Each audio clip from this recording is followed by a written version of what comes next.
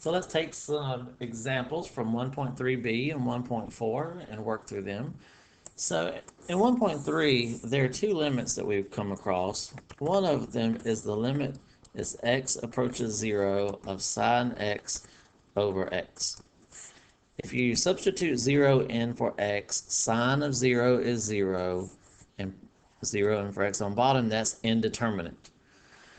And while that's indeterminate, if you were to make a table, it turns out that that limit actually goes towards 1. There's another one that goes like this. If we let x approach 0, 1 minus cosine x over x.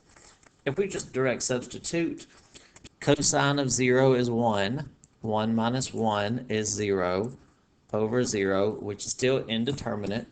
And it turns out that this limit goes to 0. As x gets closer and closer to 0, this function gets closer and closer to 0. While on the top one, as x gets closer and closer to 0, this function goes to 1. So if we have a trig function that's indeterminate, sometimes we need to utilize this information. So on this one, if we substitute a 0 in for theta, we're going to get 0 on bottom. It turns out that tangent of 0 is 0, so something times 0, and that's indeterminate. So we need to see if we can rewrite this so that it's not indeterminate, or so that it utilizes one of these facts. When we did ones that had algebraic expressions in them, we factored or multiplied by things to make the indeterminate, the undefined part go away. But here, notice that tangent is equivalent to sine over cosine.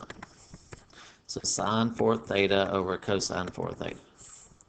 If we have a cosine 4 theta here and one on bottom, those cancel. So we can re-express this as the limit of sine 4 theta over theta. Now, this is a little bit different than what we have here.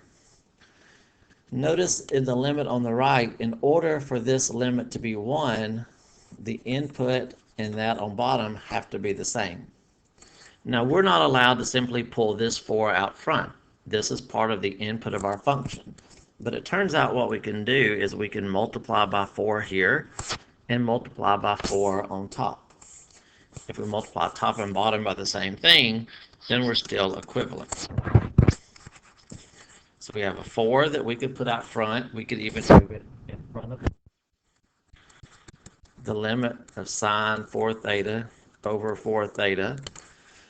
Well, that's a little bit different than this as well. This and this are the same.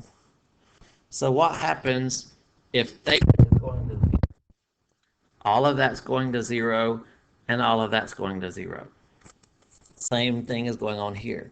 As x is going to 0, that's going to 0, and that's going to 0. So even though these look differently, they're still essentially the same. Formally, we would want to make a substitution, and we would want to replace 4 theta with, let's say, u. So we would have 4 times sine u over u. And notice we could divide this by 4. If theta is going to 0, u is also going to 0. We don't necessarily have to divide that by 0, I don't guess.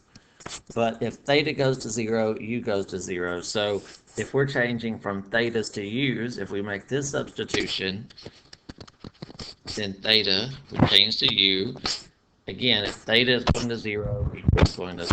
This is an equivalent limit, just a change of variables. The limit of a constant is that itself. The limit of sine u over u, same thing as the limit of sine x over x, is 1. So here we get 4. We can't just immediately assume, well, 4 theta over 4 theta, that's 1. After we do enough of these, we realize that that is the case. But to show that for certain, we did need to make that substitution. Replace 4 theta with a single variable.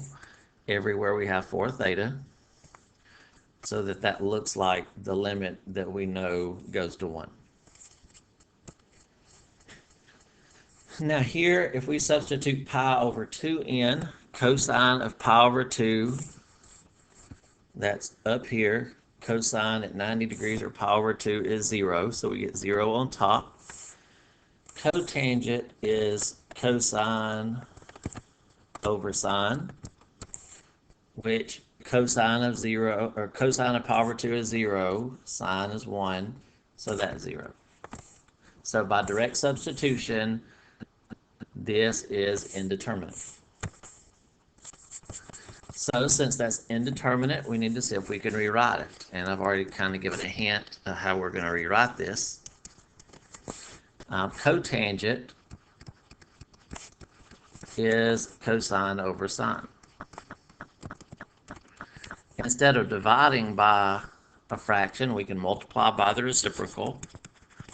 Notice we have not taken the limit yet, so we want to continue to write the limit out front and call this 8 times cosine times, if we're changing from dividing to multiplying, we multiply by the reciprocal. Cosine and cosine cancel.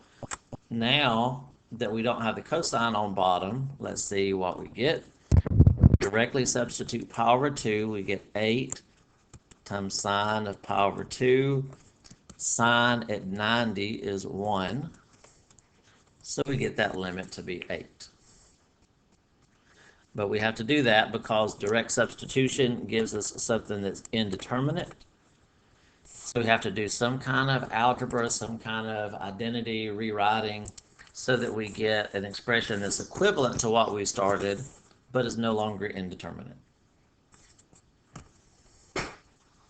All right, here they give us a graph, and they ask us several things.